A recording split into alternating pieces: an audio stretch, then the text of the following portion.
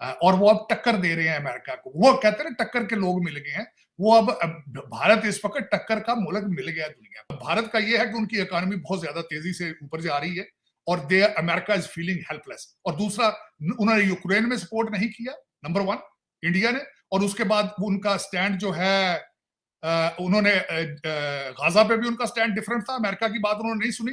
अब जो 10 कंट्रीज का अलायंस बनाया रेड सी में, इंडिया उसमें भी शामिल नहीं।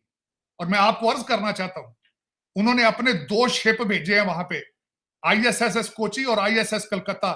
ये भी अमेरिकनों को अच्छा नहीं लग रहा। बदला लेने के लिए भारत तैयार हो चुका है, मैच्योर हो चुका है, ये मानना होगा। India's potential as a manufacturing hub. You have Foxconn coming to India, obviously subject to approvals. You know, Apple has started production in India, and I wonder whether India is getting a meaningful share, because if you saw Elon Musk's interview where ये तो हम सबको पता है, हम सबके साथ पूरे वर्ल्ड को पता है कि इंडिया जो है आने वाले टाइम में 4th बड़ी इकोनॉमी बन जाएगी, और जर्मनी को बीट करना उनके लिए कोई मुश्किल टास्क नहीं है आज की डेट में।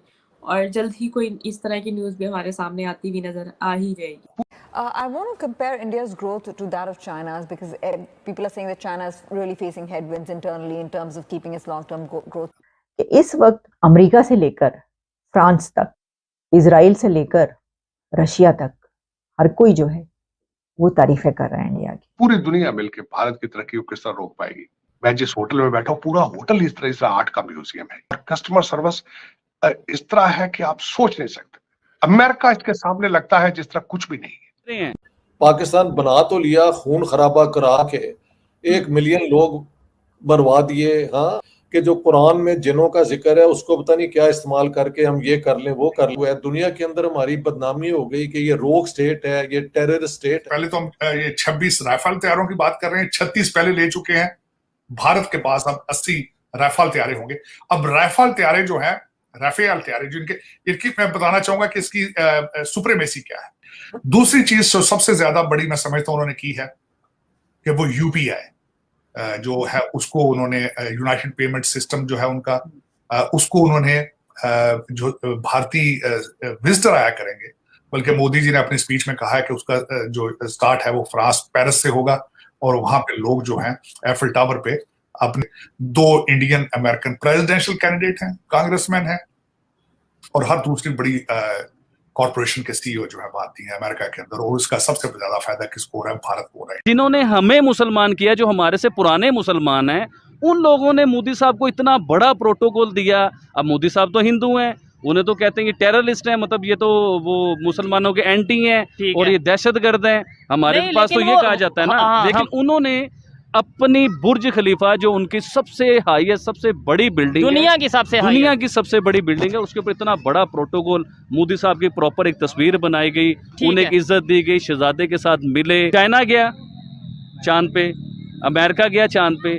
आप इनकी हिस्ट्री निकालिए, इन्होंने इतना डॉलर तबाह किया अपने मुल्क का, इतना डॉलर तबाह किया है कि आप सोच भी नहीं सकते। मिशन पूरा करने का। और इंडिया की टेक्नोलॉजी उन्होंने अपनी बनाई, अपना किया, उनसे आधे से भी कम पैसों में वो चांद पे पहुंच रहे हैं। सर, आप इस वक्त जैसे भारत में हैं सर, वहाँ आपको क्या लग रहा है कि अगर पाकिस्तान ना बना होता तो हमने इनका भी वही हाल कर दिया होता है जो हमारा है, या हम बेहतर हो गए होते भारत के साथ रहते? तो यहाँ पे मेरे ड्राइवर जो मेरे साथ होते हैं वो भी इंग्लिश में मेरे से बात करते हैं। हर वेटर, हर सर्वर, मैं अभी जिम से आया हूँ, सारे इंग्लिश में बात कर रहे हैं।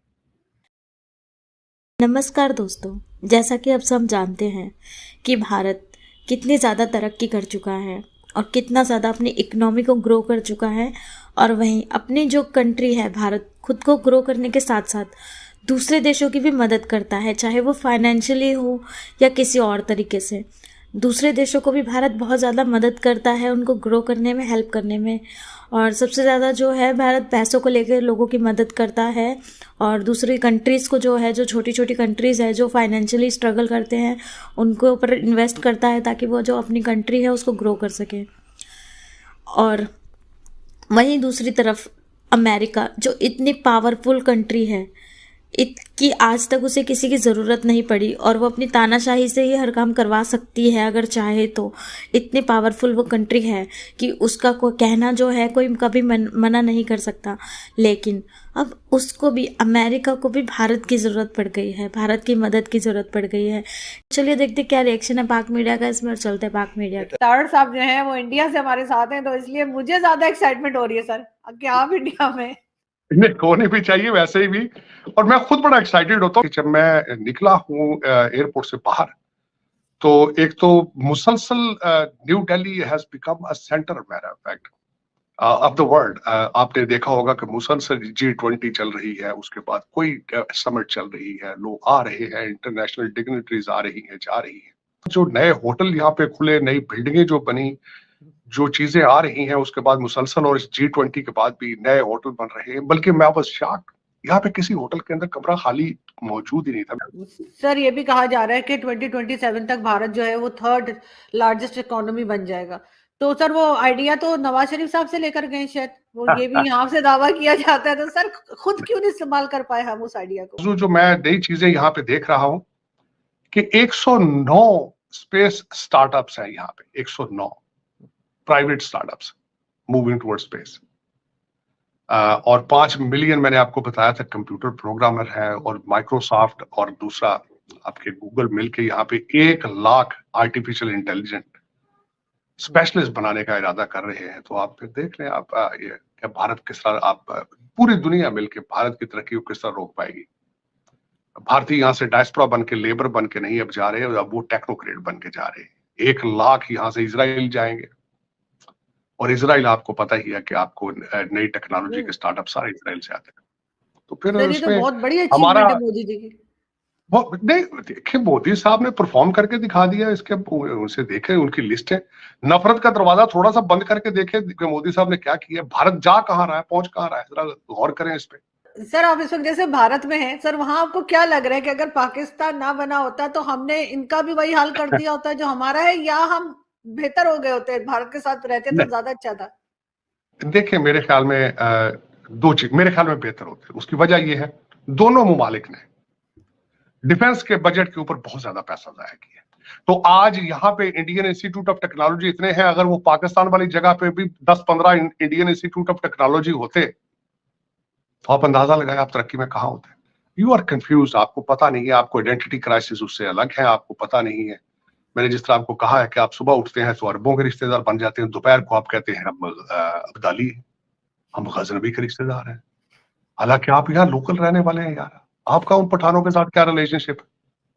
कोई रिलेशन, आप तो वो तो आपको पूरे मुसलमान भी नहीं समझते। आपने जो मैथ इंग्लिश के साथ जो बाईकाट कर रखा है, आपने नहीं सिर्फ कर रखा, 1.9 बिलियन मुसलमानों ने कर रखा है। यहाँ पे मेरे ड्राइवर जो मेरे साथ होते हैं वो भी इंग्लिश में मेरे से बात करते हैं।